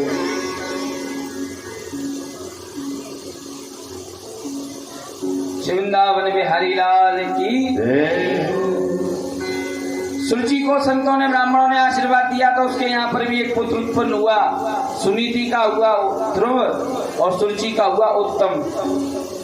आज बाल अवस्था जब तक थी ध्रुव जी महाराज बाल अवस्था में तो रहे, लेकिन जैसे ही थोड़ी समझ हुई, 5 वर्ष की जैसे ही आयु हुई, मित्रों के साथ खेल रहे थे, खेलते हुए देखा कि सभी मित्रों के पिता आते हैं, लेकिन आज तक ध्रुव को पता नहीं है कि मेरे पिता कौन है। मन में विचार किया कि सबके पिताजी है, मेरे पिताजी कहाँ गए? तो सोचा क्यों ना अपनी माँ से पूछूं। सुनीति के पास गए, सुनीति जाकर प्रश्न किया कि मैया सबके पिता खेलने आते हैं साथ लेकर बच्चों को, लेकिन मेरे पिता कौन हैं? मैंने आज तक देखे भी नहीं। सुनीति नहीं चाहती है कि बताए, लेकिन बच्चों की हट होती है, हट ज्यादा बड़ी। तो आज सुनीति ने कह दिया कि तेरे पिता इस नगर के राजा उत्तानपाद महाराज हैं। जो सुना महलों की ओर दौड़ लगाई, पिताजी पिताजी करते हुए जैसे ही सभा में प्रवेश किया, आज उत्तानपाद महाराज ने ध्रुव को गले से लगाया और अपनी गोदी में बिठा लिया। एकदा सुरचे पुत्रा पुत्रा में एक लालन उत्तमानार का चंदा ध्रुवाराजस्य वंदता। आज ध्रुव जी जैसे ही आए और ये आवाज सुरुचि के कान में भी पहुंची तो सुरुचि दौड़ती वही आई और नन्हे से बालक ध्रुव को आज गोदी से छीनकर जमीन में पटक दिया और अपने बालक उत्तम को गद्दी पे बिठा दिया। कह दिया क्या सोचकर आया है? ये गद्दी सरलता से तुझे नहीं मिलेगी, और यदि ये गोद तुझे चाहिए तो जा भगवान का भजन कर, जाकर भगवान से कह कि तुझे मैया सुरुचि के गर्भ से उत्पन्न करें तो तू इस गद्दी पे इस गोदी पर बैठ सकता है। 5 वर्ष का नन्हा सा बालक जानता नहीं है कुछ, वो तो केवल पितृ प्रेम में चला आया, लेकिन आज मैया सुरुचि ने उससे कठोर शब्द कहे और मैया सुनीति ने बताया था कि पिता तो है लेकिन वहां एक माँ भी है। मन में विचार किया कि ये माँ है, माँ ऐसी नहीं होती, माँ तो करुणा की बिंदु होती है, लेकिन आज सुरुचि ने खूब डांटा। बालोसी बतात्मानम नागरवादि मुक्तवाम नून वेदो भगवान यस्या दुर्लभार्थे मनोरथा। जाकर भगवान से प्रार्थना कर कि तुझे मेरे गर्भ से उत्पन्न करे। ध्रुव जी नेत्रों को झुकाए हुए महल से निकल करके घर की ओर आए। मैया सुनीति ने ये दशा देखी, पूछा क्या कारण है? बोले मैया तू तो कहती थी कि वो सुरुचि मैया है, वो तो डायन है। जो कहा तो मैया ने मुंह बंद कर दिया, नहीं बेटा ऐसे नहीं बोलते।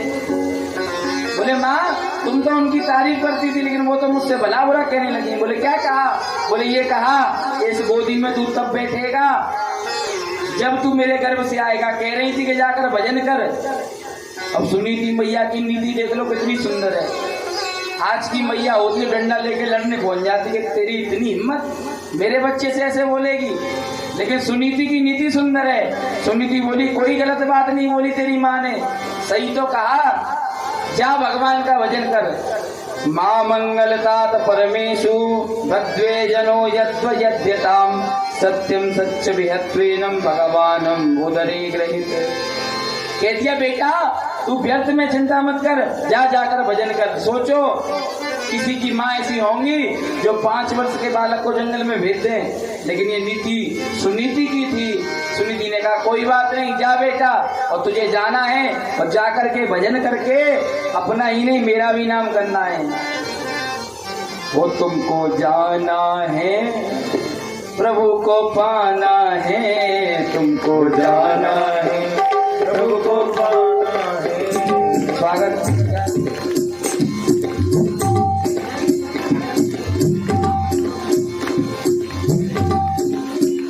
संदीप गुप्ता की माता जी हम सबका भागवत में सभी संगीत वाले भैया सबका स्वागत करेंगे, इसलिए इनके लिए जोरदार ताली बजा दो, बहुत जोरदार। तुमको जाना है, प्रभु को पाना है, तुमको जाना है, प्रभु को पाना है। ना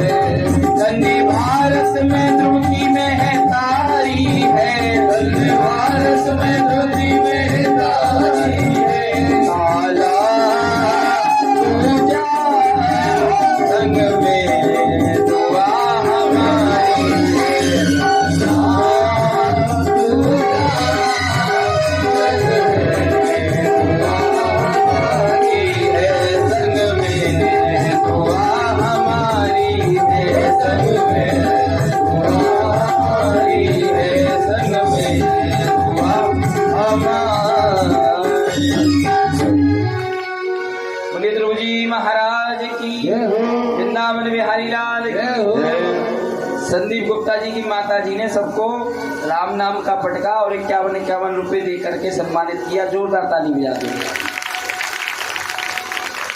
ध्रुव जी महाराज जैसे ही वन की ओर गए, ध्रुव जी महाराज ने सोचा कि आज भगवान को पाना है तो भगवान कैसे मिले। मैया ने एक चीज सिखा दी थी कि जा तो रहे हो लेकिन किसी संत को पा लेना और उन संत से मंत्र ले लेना, तभी तुम्हें भगवान मिलेंगे। नन्हा सा बालक ध्रुव आज अपने नगर से घूमता हुआ मधुबन की ओर आया। मधुबन की ब्रज की गलियों में जैसे ही पहुंचा,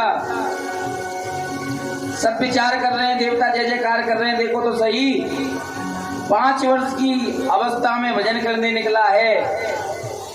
भगवान ने नारद जी को कहा, नारद जी दौड़ते हुए गए। नारद जी नारायण नारायण नाम का गुणानुवाद करते हुए ध्रुव जी के पास आए। ध्रुव जी से कहने लगे, अरे बालक, तुम यहाँ वन में क्यों आए हो? और इस वन में शेर रहता है, सांप रहते हैं, अगर किसी ने भी तुम्हें काट लिया तो तुम्हारा प्राणांत हो जाएगा। आज नारद जी की इस बात को सोच कर सुन करके ध्रुव जी कहने लगे, महाराज एक बात बताओ, आप वास्तविक संत हो या संत बने हो? नारद जी बोले, वास्तविक और बने संत में क्या अंतर है? बोले, संत भी आजकल 2 प्रकार के हो गए हैं। एक संत तो वो है जो वास्तविक में संत है, और एक संत वो है जो आजकल संत बन जाता है। आजकल लोग काम गलत करते हैं लेकिन नाम संत का रख लेते हैं। इसलिए महाराज ये बताओ, आप बने हुए संत हो या हुए? बोले, महाराज हम बने नहीं है, हम तो जन्म से ही संत हैं। तो बोले, आपको नहीं पता, संत के रूप में आकर के आप कह रहे हो कि यहाँ शेर खा जाएगा, सांप खा जाएगा। अरे आपको तो पता होना चाहिए, मारने वाला है भगवान, बचाने वाला है भगवान। परमात्मा जब तक चाहेगा नहीं तब तक किसी माई के लाल में इतनी हिम्मत नहीं है कि वो मार दे, और जिस दिन मारने के लिए भगवान स्वयं खड़े हो जाएंगे तो किसी डॉक्टर में इतनी हिम्मत नहीं है वो हमें बचा ले। ध्रुव जी महाराज की वाणी सुनकर के नारद जी गदगद हो गए कि मृत्यु का भय तो नहीं है। अच्छा, मृत्यु का भय प्रत्येक व्यक्ति को है। मरने से सब डरते हैं, डरते हैं कि नहीं? बोलो हाँ या ना? अरे बोलो, सबको डर लगता है, लेकिन मृत्यु कोई ज्यादा बड़ी चीज नहीं है। मृत्यु और निद्रा, मौत और नींद दोनों बराबर है। मौत और नींद में कोई अंतर नहीं है। मौत में व्यक्ति क्या करता है? गहरी नींद में सोता है। जैसे रात में अब आप लोग अपने बिस्तर पर सोते हो तो सोते समय जैसी अवस्था आपकी होती है ऐसी ही आपकी अवस्था होती है मृत्यु में। तो किसी ने कहा मृत्यु से फिर इतना डर क्यों? सोने से डर तो किसी को नहीं लगता। सोने से किसी को डर लगता है क्या भैया? बताओ। अभी बोले महाराज कथा खत्म होगी तो क्या करेंगे? बोले खाना खाएंगे और तान के सोएंगे। तो सोने से डर नहीं लगता, मृत्यु से सबको डर लगता है। क्यों? क्योंकि मृत्यु से किसी को डर नहीं है, सोने से डर किसी को नहीं है, सबको छूटने से डर है। सुबह रात को सोएगा गहरी नींद, सुबह जग जाएगा। पता है कि मैं रात को इस बिस्तर पे सो रहा हूँ, इस बेड पे सो रहा हूँ, सुबह जगूंगा तो यही बेड होगा, यही कमरा होगा और यही घर होगा। इसलिए चदरा तान के सोता है। लेकिन मृत्यु से क्यों डरता है? उसे पता है कि मृत्यु की नींद में जब सोएगा तब ना तो ये कमरा मिलेगा, ना ये बेड मिलेगा, ना ये घर मिलेगा। इसलिए मौत का डर ज्यादा है। माने व्यक्ति को डर व्यक्ति का नहीं, छोड़ने का है। वृंदावन बिहारी लाल की।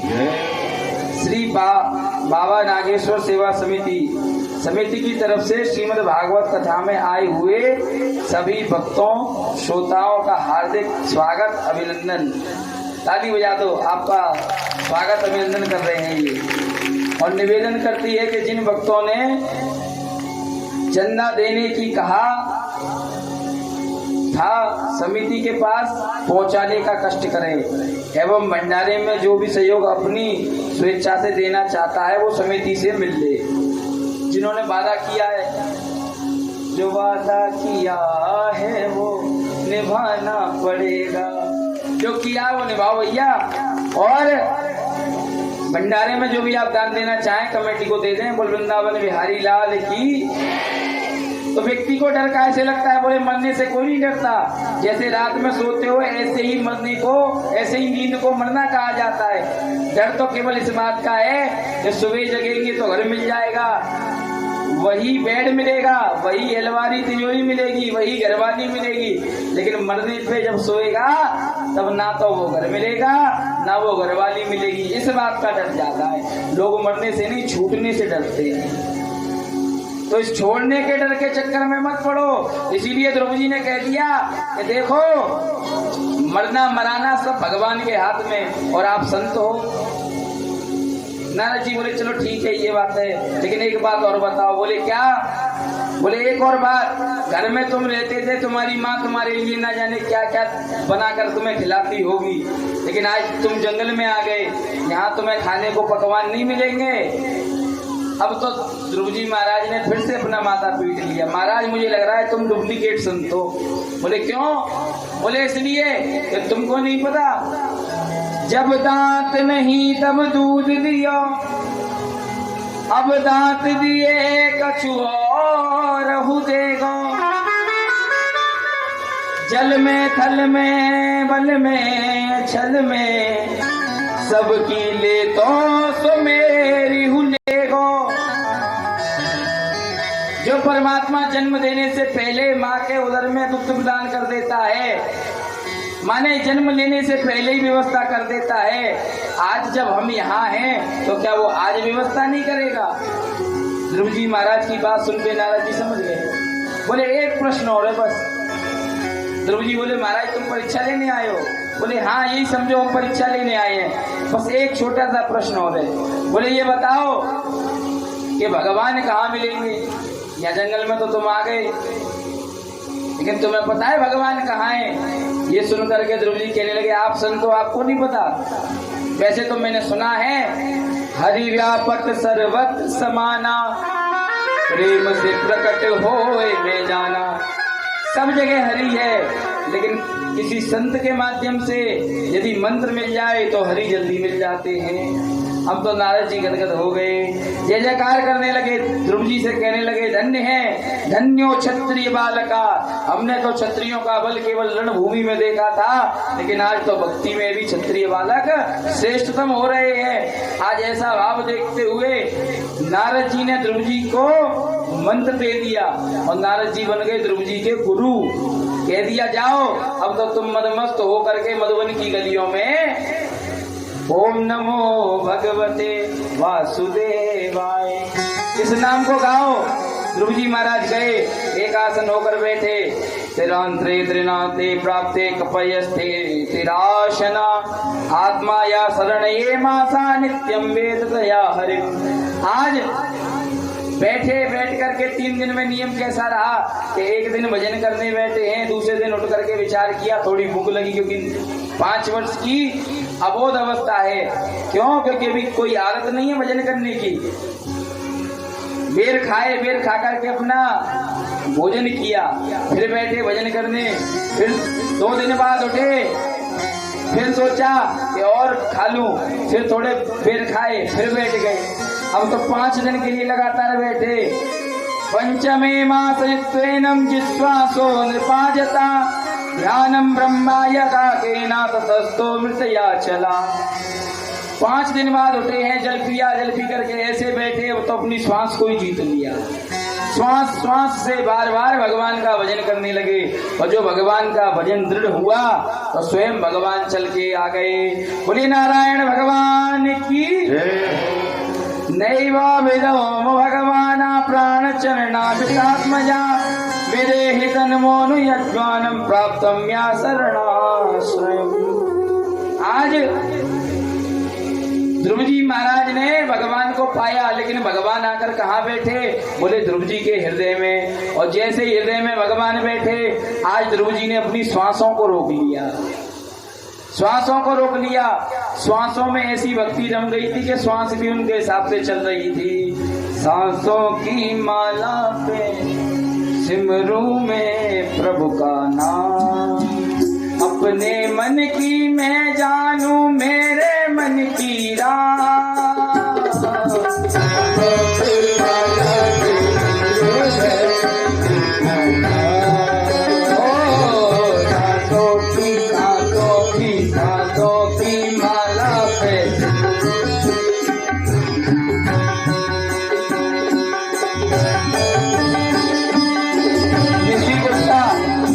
₹51 की भेंट देके मुझे ताली बजा दो।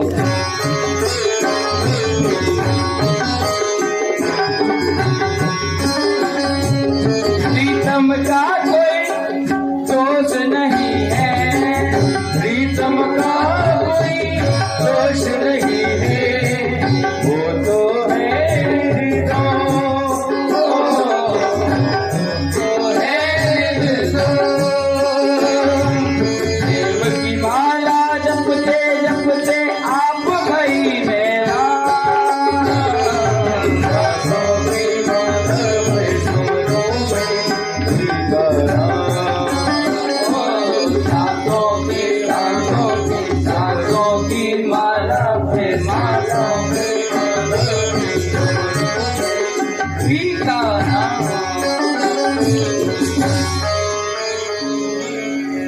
सांसों की माला पे ध्रुव ने ऐसा नाम फेरा था कि अब उसकी सांसें उसके अनुसार चलने लगी।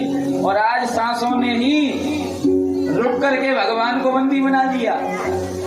और कल भी मैंने बताया था, सबसे पहले सुखदेव जी ने राजा परीक्षित से क्या कहा था कि अपनी श्वासों को जीत, अपने आसन को जीत। माने यदि श्वास तुम्हारे हिसाब से चलने लग गई तो समझ लो फिर तो तुम्हारी जय जय है।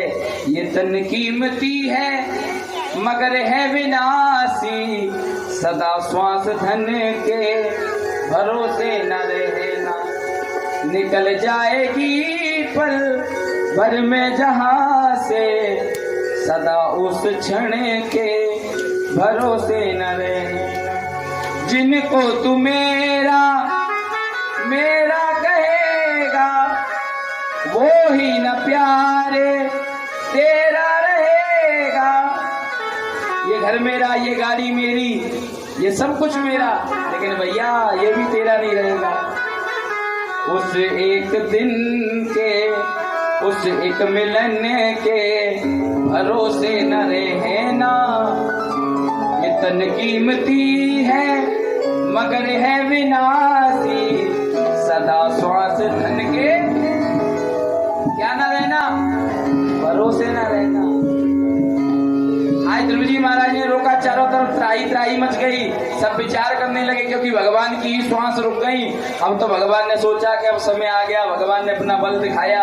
आज ध्रुव जी के हृदय से निकलकर भगवान बाहर आए और जो भगवान निकले हैं ध्रुव छटपटा गया, चारों ओर देखने लगा, लेकिन जैसे ही भगवान को देखा गदगद हो गया।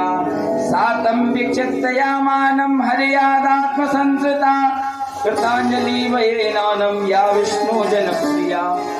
अब छटपटा रहा है ध्रुव, कुछ बोलूं लेकिन बोल ही नहीं पा रहा। क्यों? क्योंकि नन्हा सा बालक है। भगवान ने कृपा की, आज भगवान ने अपना संग लिया और कपोलों पर रख दिया।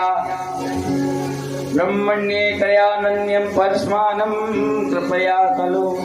आज ऐसी कृपा की, नन्हा सा बालक जो कुछ नहीं जानता था वेद वेदांत में, आज भगवान की स्तुति करने लगा। मूकम करोति वाचालम पुंगम थे लंगम गिरी, यत्कृपा तस्महं वंदे परमानंद माधवाम। भगवान की कृपा है, वरना हम और आप में क्या सामर्थ्य के हम भगवान की महिमा गाएं। ये तो भगवान ही कृपा करते हैं कि हम लोग भगवान की महिमा गाते हैं, भगवान का नाम गा लेते हैं। वरना भगवान यदि अपनी तरफ कृपा ना करें तो ना तो बोल पाएंगे ना सुन पाएंगे। ये तो प्रभु की कृपा है। योऽन्तः प्रविश्य मम वाचमा प्रसुप्त्वा संजीवयाताखिलधरा स्वधाम्ना अन्या च हस्तश्रवणनतदेतनीनो प्राणन्नमो भगवते पुरुषाय तुभ्यम्। ध्रुव जी सुंदर स्तुति करते हैं, भगवान मेरी सोई हुई वाणी को आज आपने जगा दिया। मेरी वाणी सो रही थी, बोल नहीं पा रहा था मैं, लेकिन आज आपकी कृपा हुई। और प्रभु बार बार मैं आपके चरणों का वंदन करता हूँ। प्रभु आपकी तो ऐसी कृपा है, जो आपको जाने तो ठीक, ना जाने तो ठीक। जानता है तो बढ़िया, नहीं जानता तो और बढ़िया। बोले क्यों? बोले आप अपने आप ही जन्मा देते हो, अपने आप ही बता देते हो कि मैं हूँ। मोकू कहाँ ढूंढे बंदे, मैं तो तेरे पास हूँ। ना मंदिर में ना गुरुद्वारे, रहता तेरे पास हूँ। बाबा नागेश्वर सेवा समिति की तरफ से दिलीप जी के द्वारा गौरव वाजपेयी सुल्लू जी का सम्मान होगा। दुर्गेश सिंह जी का, दुर्गेश सिंह जी मानपुर वाले। 2-3 वर्ष पहले हमने, आज आपके यहाँ हम बैठे हुए हैं, तो ये बैठे हुए हैं दुर्गेश जी। इनके यहाँ पर 2-3 साल हो गए। कितने साल हो गए? 3 साल पहले हमने भागवत की थी इनके यहाँ पे, तब जायसवाल जी से मुलाकात हुई थी। इनके लिए एक बार जोरदार ताली बजाओ। ना तो ये हमें बुलाते। अच्छा, इनकी भी मुलाकात कहाँ हुई और बताएं? दुर्गेश जी के घर से बैठी हुई हैं साधना जी। इनके गांव में किसनी खेड़ा में हमारी भागवत हुई थी, उससे भी 1 साल पहले। तो वहां तो हम आते रहते हैं, किसनी खेड़ा, दानी खेड़ा। वहां पर इन्होंने कथा सुनी, फिर इन्होंने अपने यहाँ कराई। वहां से जायसवाल जी से, मतलब तार भगवान अपने आप जोड़ते हैं। कोई कहे कि हम ये करते हैं, वो ये करते हैं, नहीं, सब परमात्मा करता है। लेकिन इनका माध्यम इसलिए जोरदार जी की ताली बजाए। इनके माध्यम से हम यहाँ पर उपस्थित हुए। दुर्गेश सिंह जी, डॉक्टर शिव कुमार जी और सदन बाबा जी और लाला नया खेड़ा और डॉक्टर पाल ठकुराइन खेड़ा। जो जान ही ताहो देहो जनाई, जो जान ही जानत तुम ही है जाई,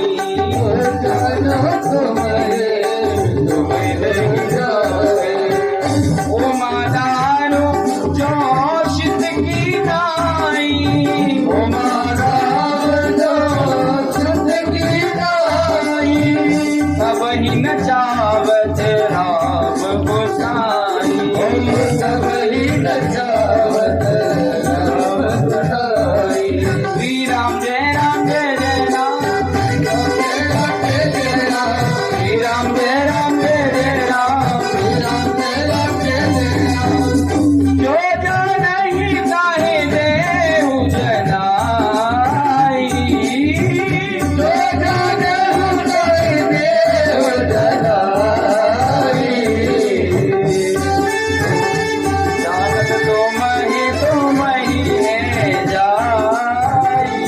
ओ श्री राम जय राम जय जय राम, श्री राम जय राम जय जय राम, श्री राम जय राम जय जय राम, श्री राम जय राम जय जय राम। हाथ खोल के हरि बोल।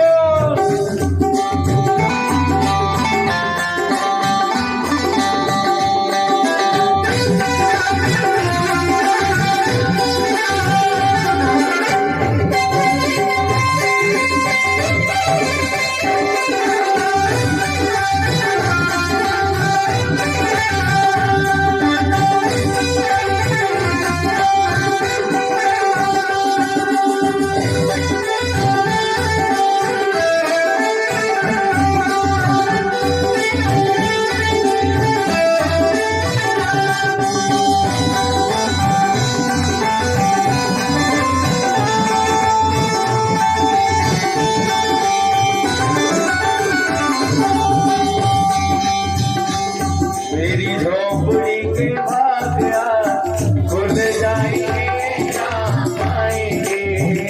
मेरी झोपड़ी के भाग्या खुल जाएंगे, राम आएंगे।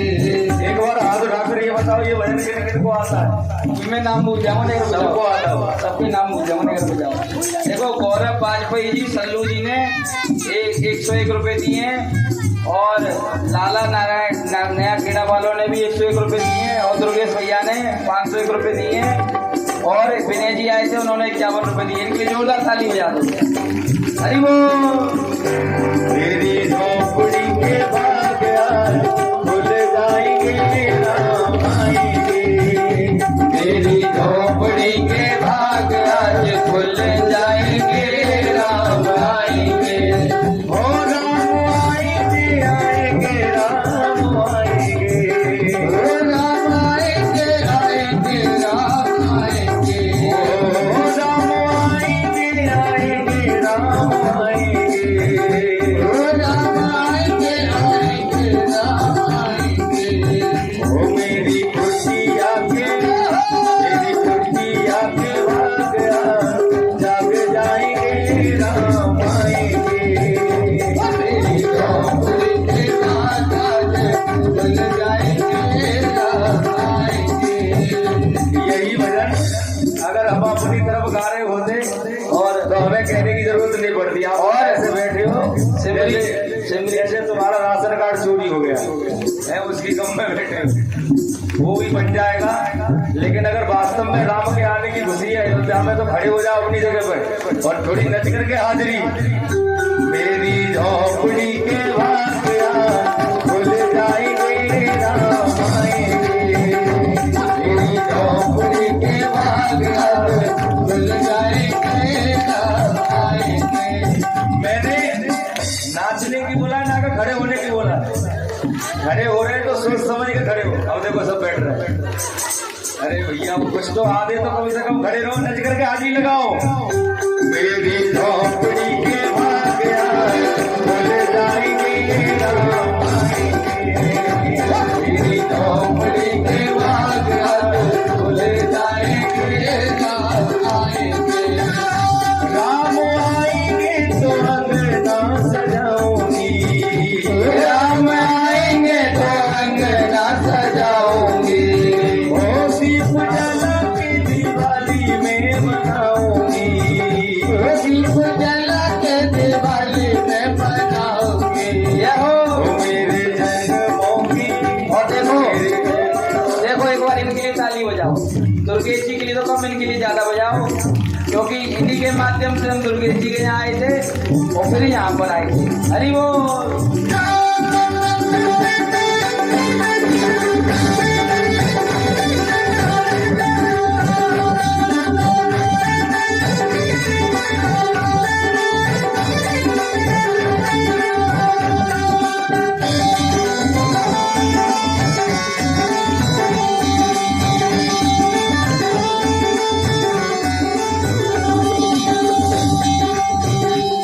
राम आएंगे तो भोग लगाऊंगी।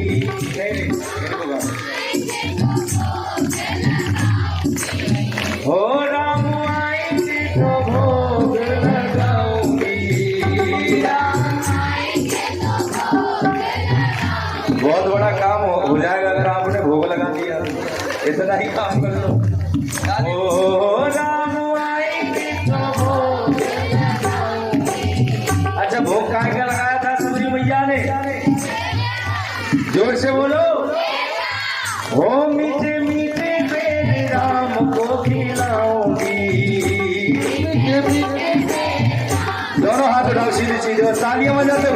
मेरे जन्मों की वो मेरे जन्मों के सारे काम कट जाएंगे राम आएंगे। मेरी झोपड़ी के भाग आज खुल जाएंगे राम आएंगे। झोपड़ी के भाग आज खुल जाएंगे राम आएंगे। ओ राम आएंगे आएंगे राम आएंगे। राम आएंगे आएंगे राम आएंगे। ओ मेरी झोपड़ी के भाग आज खुल जाएंगे राम आएंगे। मेरी झोपड़ी के भाग आज खुल जाएंगे राम आएंगे। राम आएंगे तो सुनाऊंगी। राम आएंगे तो पल ना झुलाऊंगी, ओ राम आएंगे तो झूला झुलाऊंगी। राम आएंगे तो झूला झुलाऊंगी, वो मीठे मीठे भजन राम को सुनाऊंगी। मीठे मीठे भजन राम को सुनाऊंगी। ओ मेरी खुशियाँ के भाग्या जाग जाएंगे राम आएंगे। झोपड़ी के भाग आज जाग जाएंगे राम आएंगे। मेरी चौखट पे चल के आज चारों धाम आएंगे। बजाओ मेरे घर राम आएंगे। खुशी है राम को आने की, तो दोनों हाथ उठाकर तालियां बजाते हुए बजाओ ढोल स्वागत में मेरे घर राम आएंगे। बजाओ ढोल स्वागत में तेरे घर राम आएंगे। कथा सबरी जैसे जुड़ गई मेरी कहानी से। कथा सबरी की जैसे जुड़ गई मेरी कहानी से। नरों को आज ढूंढे दो चरण आँखों के पानी से। बहुत खुश हैं मेरे आंसू के सबके काम आएंगे। बजाओ ढोल स्वागत में मेरे घर राम आएंगे।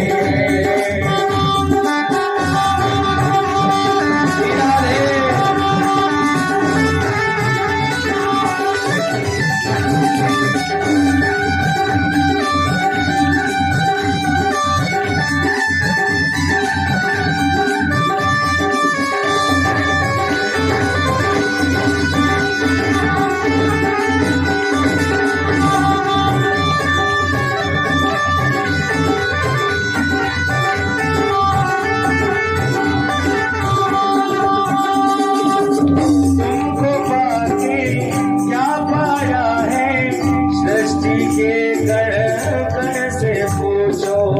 तुमको पाके क्या पाया है सृष्टि के कण कण से पूछो।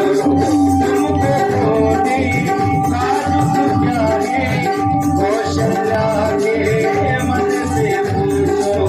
कौशल्या के मन से पूछो।